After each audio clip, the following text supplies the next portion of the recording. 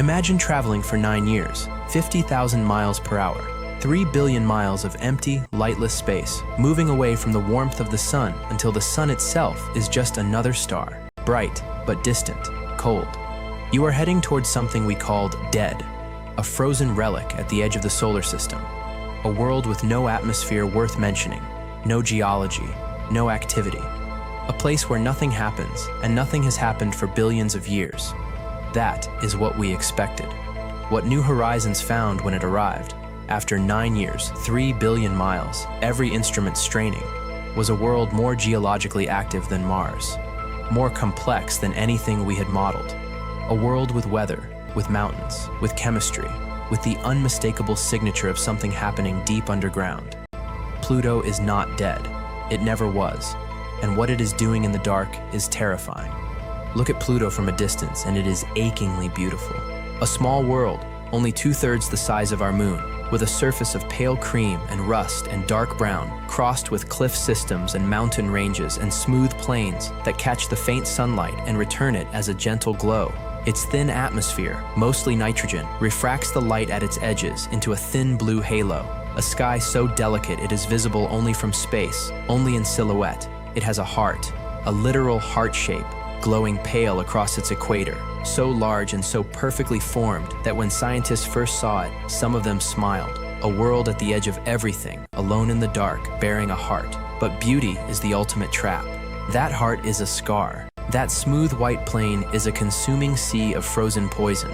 Those delicate atmospheric hazes are made of complex organic chemicals raining down from above. And beneath the beauty, beneath the ice, beneath the crust, in the absolute darkness of Pluto's interior, something is happening that should not be possible this far from the sun.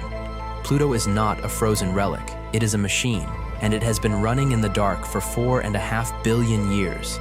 Let us start with what we can see. Pluto's surface should be covered in craters. Every world in the outer solar system that has no active geology is saturated with impact scars, the accumulated record of 4.5 billion years of asteroid bombardment. Pluto should look like our moon, like ancient, cratered, geologically dead rock. Parts of it do. The darker regions of Pluto's surface are old, heavily cratered, unchanged for billions of years. But Sputnik Planitia, the heart, has almost none. The surface of that nitrogen glacier is geologically young, possibly less than 10 million years old. In a solar system that is 4.5 billion years old, 10 million years is this morning. Something is renewing it. Something is active. The nitrogen is convecting, moving in enormous slow cells driven by internal heat, churning the surface, swallowing every impact crater before it can fully form. The glacier is alive in the only way a glacier can be alive. It moves, it churns, it consumes, it renews, and it is reshaping the world around it. The weight of Sputnik Planitia has pulled Pluto's crust, created stress fractures, formed mountain ranges at its edges. One glacier, one feature, is actively deforming an entire planet. This is not dead. This is not quiet.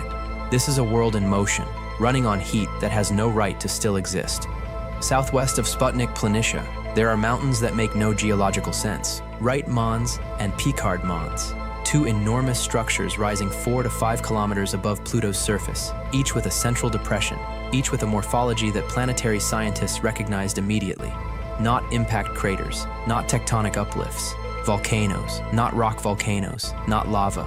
On a world where the surface temperature is minus 230 degrees Celsius, the equivalent of molten rock is a mixture of water, nitrogen, methane, and ammonia. Materials that are solid on Pluto's surface but liquid or semi-liquid beneath it, under pressure. Cryovolcanoes, ice volcanoes, structures that erupt not fire but slush, a freezing, viscous mixture of materials from Pluto's interior, welling up through the crust and flowing across the surface, building these enormous mountains over millions of years of repeated eruption. In 2022, scientists analyzing New Horizons data published a paper arguing that Wright Mons and Picard Mons showed evidence of recent, geologically recent, cryovolcanic activity. The surface textures around them are young. The structures are not degraded or eroded the way ancient features are. Imagine standing at the base of Wright Mons as it erupts, a slow, silent flood of freezing liquid pouring down a mountain of ice in a sky of total darkness. No sound, no heat, just a cold, unstoppable tide of material from the interior of a world that was supposed to be dead. Where does the energy for this come from? Pluto is too small, too far from the sun, too isolated to sustain this level of activity by any mechanism we fully understand. Something is generating heat inside it. Something has been generating heat for an implausibly long time. We do not know what. That answer is still down there, in the dark. Go deeper. Below the nitrogen glacier, below the water ice crust, below the layer of rock and ancient ice, at the heart of Pluto, at the center of this small, cold, theoretically dead world, there is something that planetary models increasingly cannot explain away: a liquid ocean.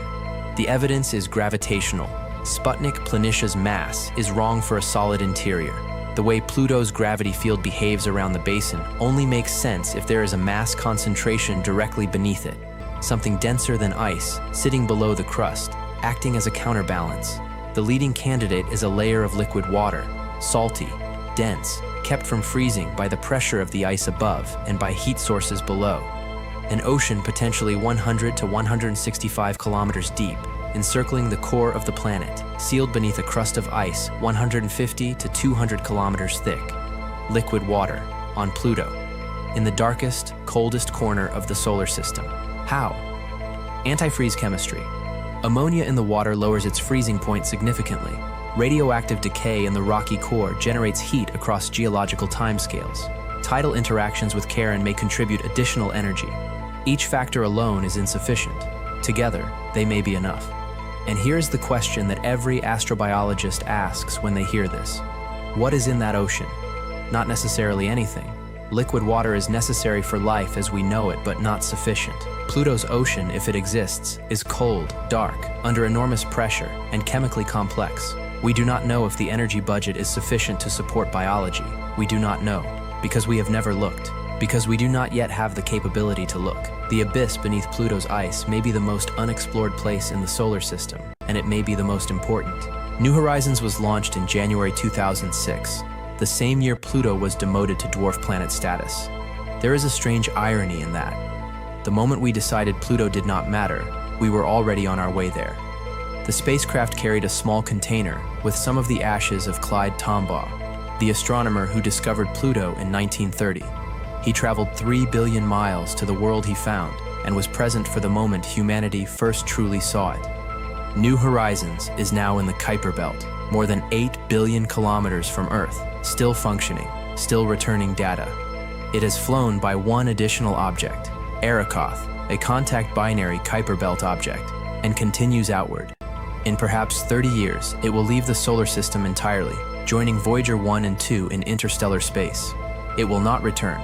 Nothing is going back to Pluto. Not soon. The proposed Pluto orbiter mission, studied extensively by NASA's planetary science community, would take years to reach Pluto, spend years in orbit, map the surface in extraordinary detail, scan for the subsurface ocean, analyze the atmosphere, study the cryovolcanic regions. It would answer questions that New Horizons could only raise. It requires funding that has not been approved. It requires political will that has not materialized. A world with an active surface, possible cryovolcanoes, a probable liquid ocean, and complex organic chemistry is sitting at the edge of the solar system, telling us something we have not yet learned to hear, and we are not listening. There is something deeply human about what happened to Pluto. We found it, we celebrated it. We taught it to generations of children who grew up believing the solar system had 9 planets, who drew pictures of all 9 in school, who felt the completeness of that number. Then we took it away. We reclassified it, revised the textbooks, and moved on, assuming that the small and distant and cold were beneath our continued attention. But Pluto is not small in the ways that matter. It is geologically active. It is chemically complex. It may harbor liquid water. It may harbor something more. It was doing all of this before we arrived, and it will continue long after we are gone. The solar system is not a collection of dead rocks orbiting a star. It is a collection of active, strange, evolving worlds. Each one a story we have barely begun to read, and the ones we have dismissed may be the ones most worth returning to. We named it after the god of the underworld, the ruler of the dead, the keeper of secrets in the dark. It turned out to be the most accurate name we ever gave anything. Keep looking up, and look again at the things you thought you already understood. End.